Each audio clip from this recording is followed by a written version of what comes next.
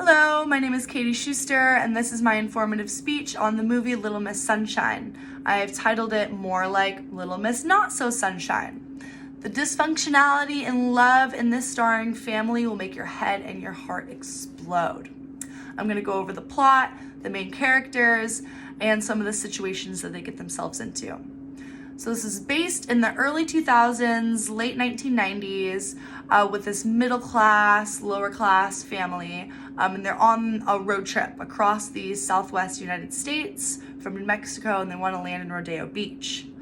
Everyone in the family has mental health issues that become apparent throughout the movie, and everyone is struggling with these different mental illnesses. And now I'm going to go over who the main characters are. Olive Hoover is 9 years old. She's happy, loving. She's the reason that the family goes on the road trip because she got into a beauty pageant, and she still has the childlike wonder and enthusiasm that the family just does not want to destroy because they honestly really need it to stay slightly functional. Then there's also Frank, who is the uncle to Olive and the brother to Cheryl. He's gay and he tried to kill himself. He ends up connecting with his nephew, who's obviously struggling with depression. Cheryl is the mom of the family.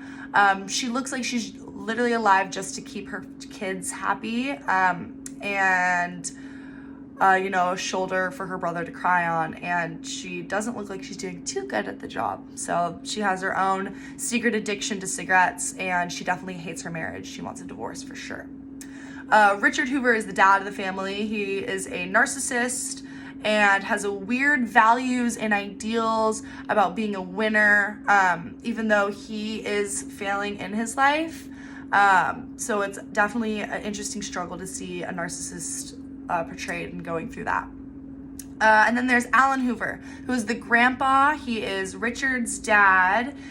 He doesn't care about life anymore because he's old. He says what he wants. He gives good advice. He's also addicted to heroin, which is the reason of his early demise in the movie.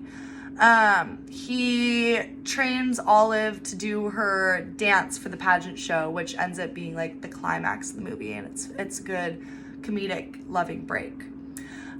So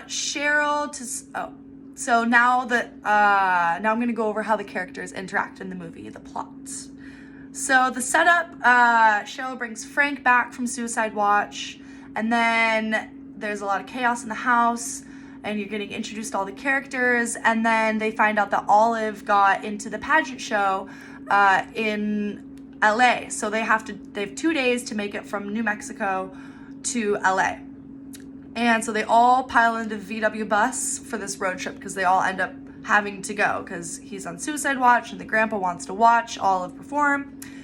It's real fun. And then some main points that happen.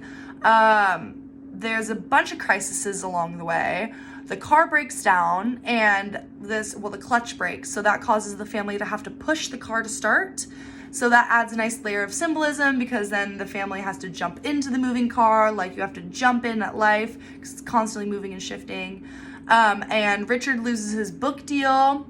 The narcissistic dad, who has this 9-step plan of being a winner, loses the deal that the family is relying on, causing drama in the marriage and breaking down the dad emotionally. But then this gives an avenue for the grandfather and him to have a nice connecting moment, good father-son moment.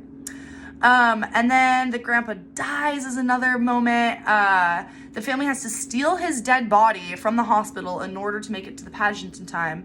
Nice little comedic relief.